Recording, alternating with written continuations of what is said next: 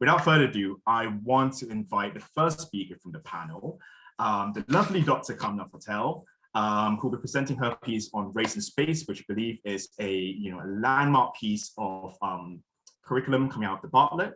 Dr. Kamna, happy to have you. Thanks so much. My thanks to you and to the Architectural Foundation for inviting me to come and speak today. I feel honoured with the invitation, not least because I'm not actually an architect and I'm not directly involved in architectural education. So what this means is that when I'm invited to think or to contribute to discussions on architectural education, I think I'm primed to see things as an interested outsider whose own disciplinary insights may offer something to disciplines, especially those taking seriously challenges to decolonize. So my own disciplinary training is in development studies, and I am very interested in post-colonial lenses to understand what is development, how is it represented, and to what racialized effects. I locate the genesis of my own discipline deep within and as a direct descendant of European colonialism and the racialized hierarchy that justified the mass extraction of resources from the south to the north, and the governance by the north and its white representatives over the south as people who didn't know better or didn't know how to make good use of their resources.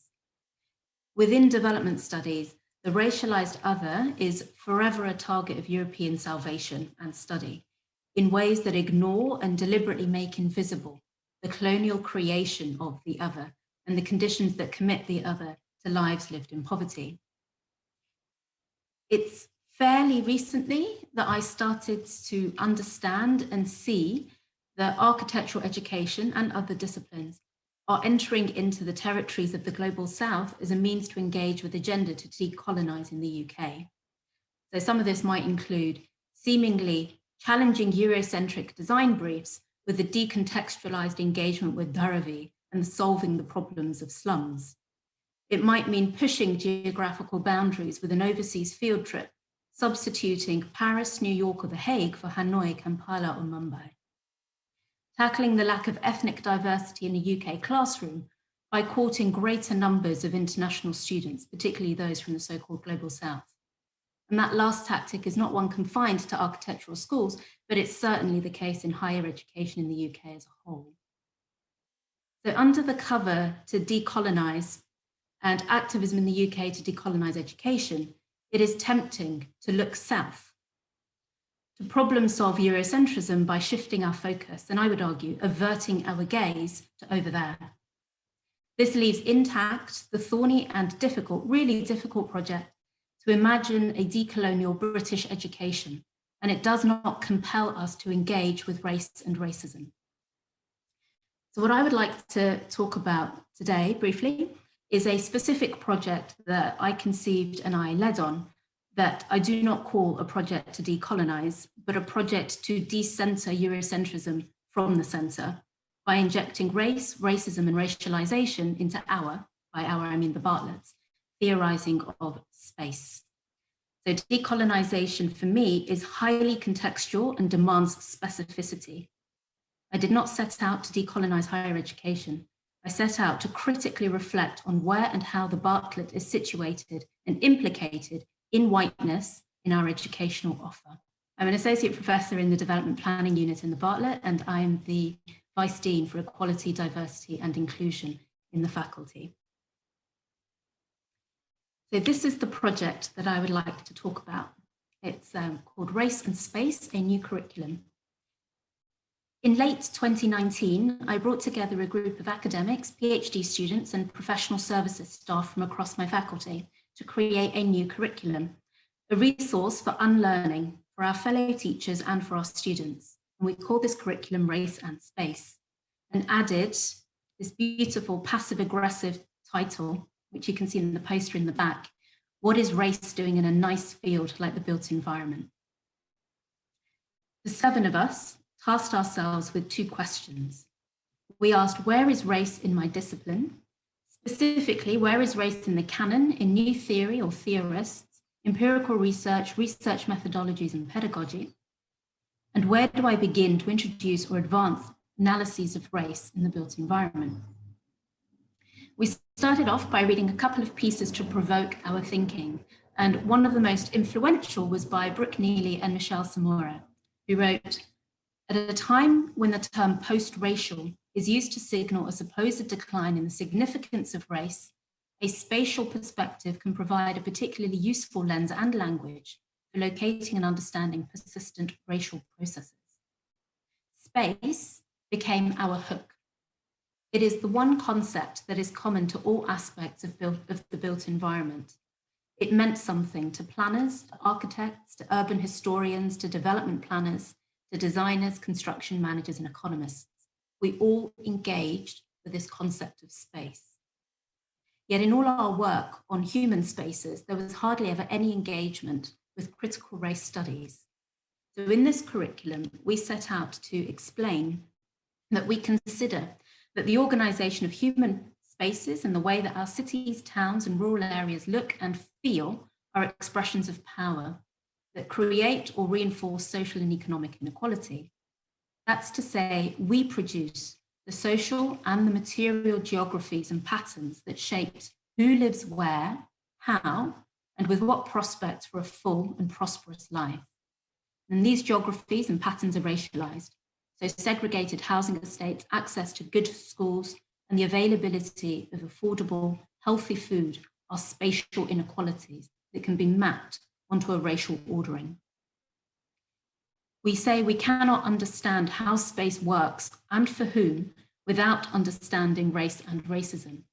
We cannot flex our power as teachers, as practitioners, and as students of the built environment, nor tackle spatial inequality without understanding race and racism.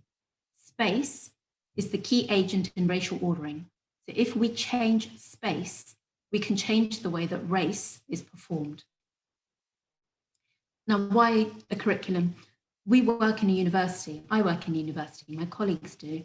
And the business of a university is scholarly inquiry and teaching. This curriculum was our response to our collective reflection on built environment curricula. And within this format, we mobilized a particular politics of accessibility to knowledge.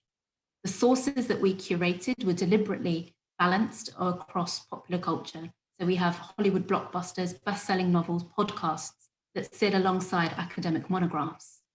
In dialogue, these forms of knowledge give a range of entry points to anyone who is critically minded and curious.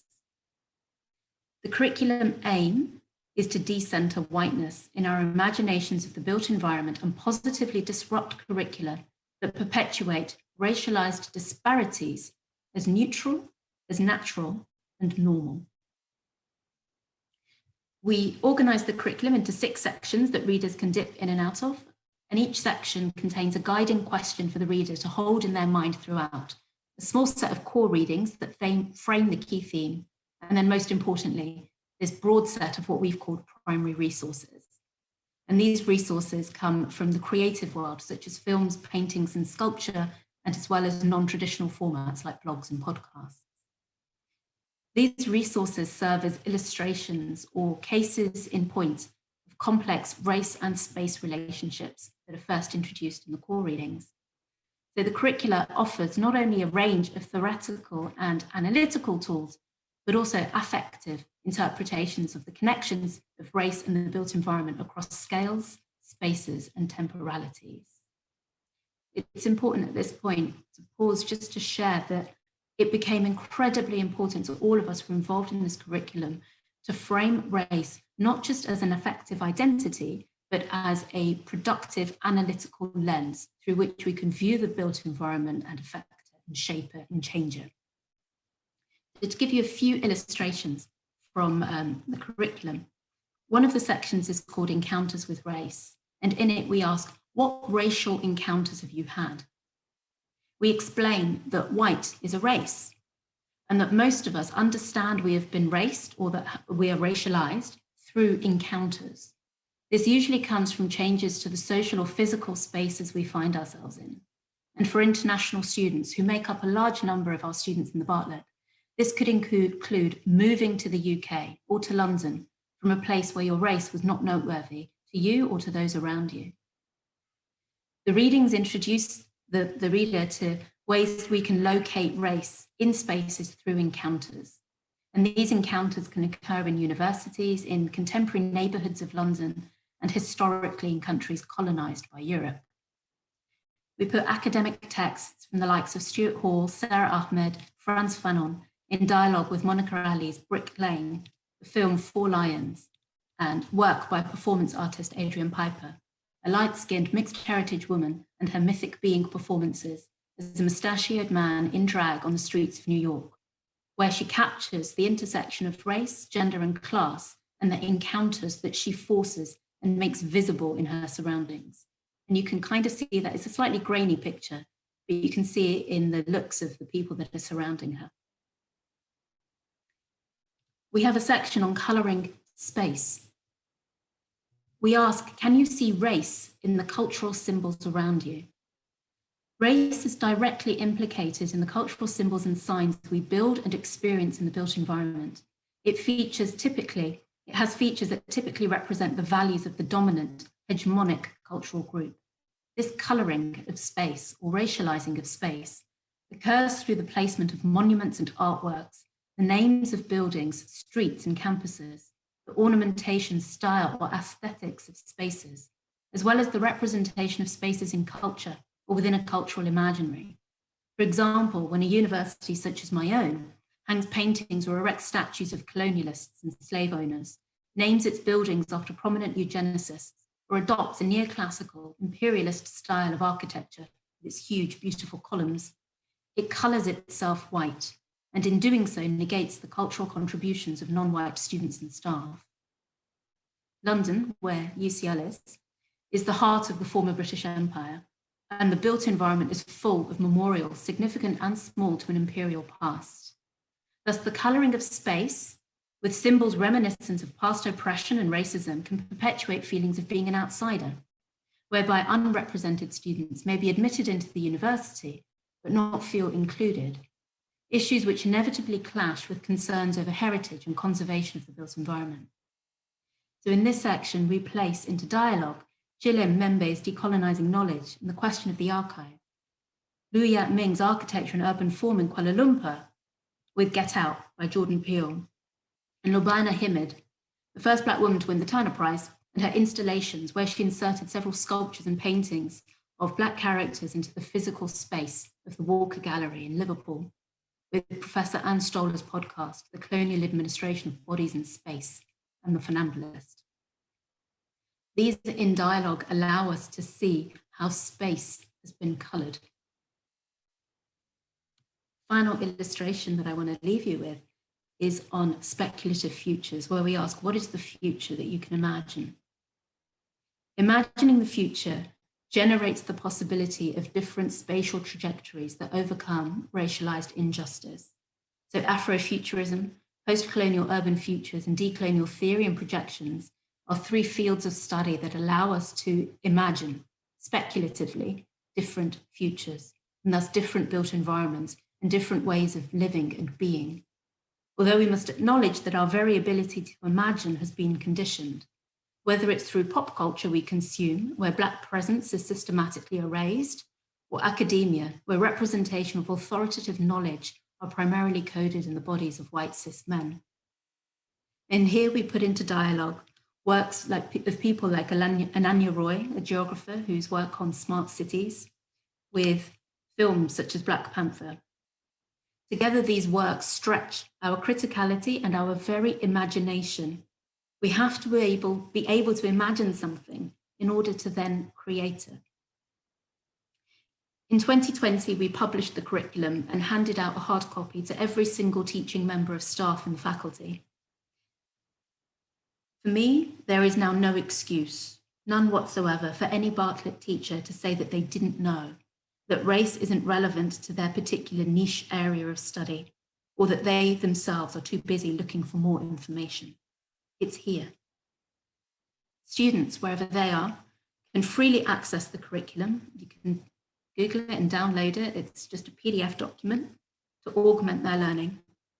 Change can take a while, but it is imperative that students have the ability to analyze race in space and to take on professional practice with an orientation for racial justice.